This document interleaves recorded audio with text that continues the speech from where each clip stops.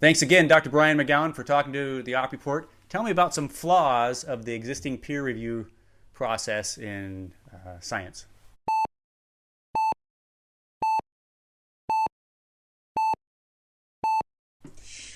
That sounds like a very guided question, Chris. But yeah, I think at the end of the day, it gets to the point. So we have, for the better part of the last few hundred years, especially in science. So let's limit it to the last 150 years, science and medicine. We've relied on peer review of research, of funding applications, of award applications that are so critical to our tenures. We've relied on this peer review process where it could be 5 people, it could be 25 people are getting together and providing feedback. I've now done this, and I'm sure you have too, for journals, for meetings, for awards groups. I've yet to participate in a peer review process that has a solid, validated rubric of one sort or the other. So just the other day, there's an annual meeting that I'm participating in. I'm handed a bolus of 52 or 54 abstracts.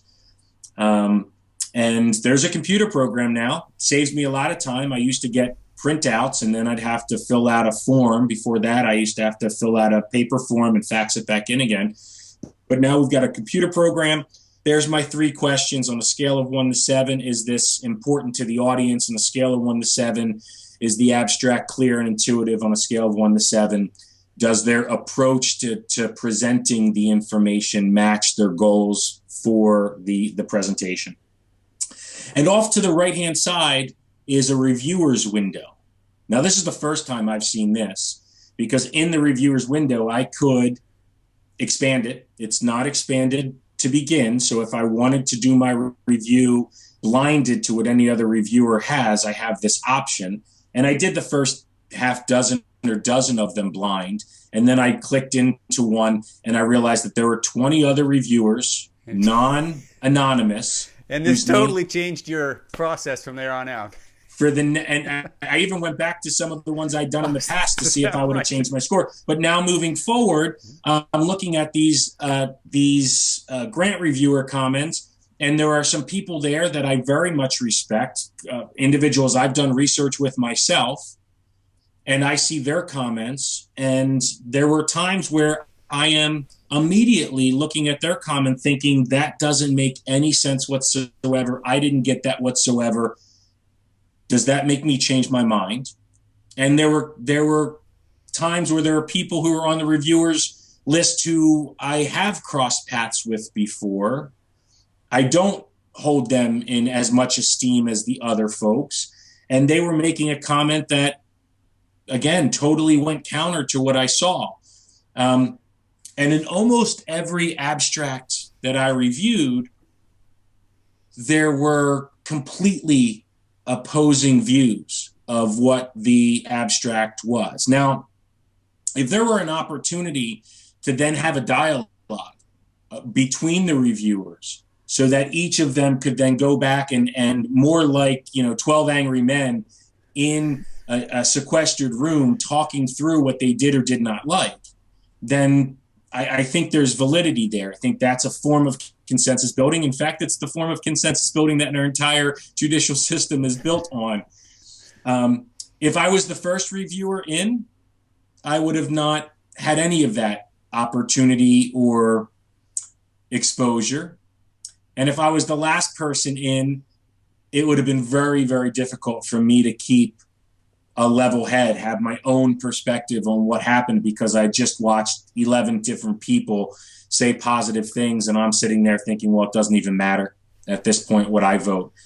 And I've done the same thing for peer review journal articles without having the access to other reviewers' comments. And I find, and you may have the same experience, there's things about a journal article that you're competent to respond to. And there's other things that you're not competent to respond to. And there's no confidence in that peer review process that if I were writing that appears to be a valid statistical method, it could have been a fourth grader writing that. Given the amount of time over the last 15 years I've spent, comparing and contrasting statistical approaches, for me simply to say that appears valid may derail the review process. And so I really wonder. I wonder whether I'm bringing the right competency to peer review if I'm going to be, introspective about this. But I've never, to this day, in 15 plus years of doing this, I've never been presented with a rubric or a guideline for review that makes me feel like this is a strong guarantee. Yeah. Instead of working on conventions. Yeah. A couple years ago, I was on a review committee, and everyone had timed. I think there were maybe a dozen different applications for a pretty significant award in our community. And we get on the phone call, and I've gone through, this is a consensus brainstorming call. The peer reviewers are going to get together for... Center your camera a little bit. Sure.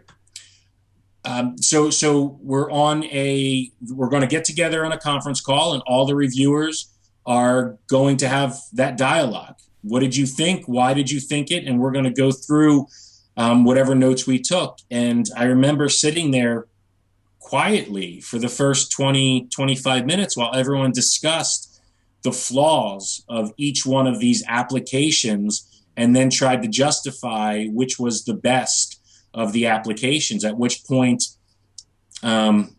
begrudgingly, but quite frankly, I said, why are we trying so hard to justify across these applications? If you look back at what's received this award over the last half dozen years, does anything that's in this set of applications meet the validity and the quality of those prior studies? And the group, maybe because of that coaching, maybe because of my passion for the point I was making, they quickly realized that there was nothing in this pool of applications that merited an award. Now, if I wasn't there, or somebody in that room didn't say, wait a minute, does this deserve this named award, right? Does the Porter Award for Innovation, does it do that award justice? And there would have been an award given that year had someone in that room not spoken up and said,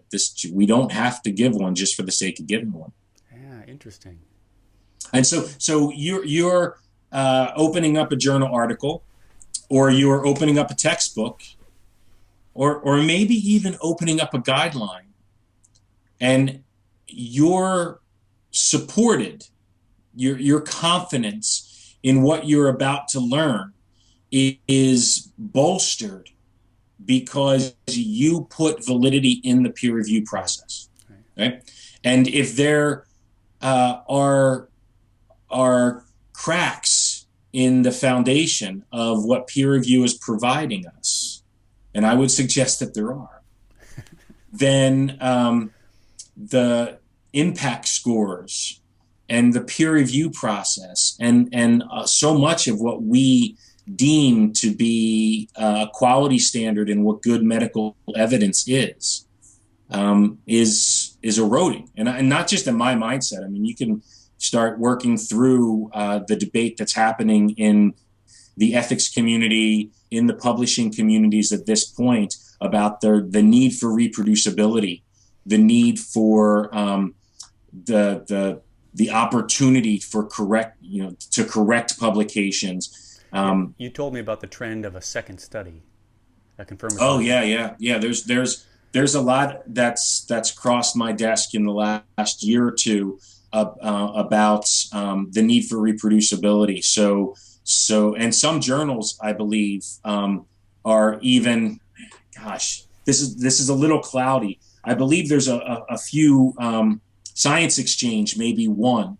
I wrote a little bit about in Social QI 3 years ago, that is now offering a community of like-minded scientists to say, I've just done this study. Here's everything you would need to do to reproduce the study. And basically simplify the process, where reproducing results doesn't get you NIH-funded grants in the past, right? That's not going to score well when your goal is to basically reproduce something that another lab's done. So it's in no one's professional interest. There's no incentive to be a laboratory that reproduces findings. To say nothing of producing the study that proves the first study wrong. You and I have talked in the past about publication bias. We're talking many fold more likely if you submit a positive article than you are a negative article, and that's just for those who get submitted. There could be many fold more publications that you start mining the data, and you realize that things just aren't popping, so you don't even do the next dive. The hypothesis generation withers on the vine. Right? I don't know too many people whose full career, or even a landmark in their career, has been reproducing or a negative study or disproving a study. It just doesn't. There's a community. Nobody wants to prove each other wrong. There's certainly laboratories that I've operated in that have very, very strong feelings that branch of science is going to we're going to find out that it's invalid. And so they don't even go down that branch. There might be some interesting value at the end of the branch, but they believe that eventually it'll all fall apart because some of the foundational research isn't right. Interesting. Well, thanks again. Last words on peer review? Truth is in the eyes of the beholder. I think once something gets up through guidelines, then you have a Swiss cheese model, right? So the research had to get published. So it went through peer review with a journal, theoretically, and then it had to be tested multiple times. And there's multiple publications, so there's actually a growing field. And so that's actually a pretty strong foundation. And then eventually the guideline organization, the guideline writing committee themselves, is going to go through the meta-analysis and their own peer review. So if you believe in the Swiss cheese model, then you should feel confident that the things that are the definitive statements and guidelines can probably be well trusted. You left wondering which questions weren't asked. Yeah, thanks for that vote of confidence. Good to see you. Good to see you, Chris. Bye-bye. Thanks for checking out the Op Report. Help us keep conversations alive on topics in general surgery. Check out more episodes of the Op Report and other OnSurge content here at YouTube. Find us at Facebook. Follow us on Twitter. And find our homepage at onsurge.com. Join the conversation and tell us what topics you'd like to hear about and what people you'd like to hear from.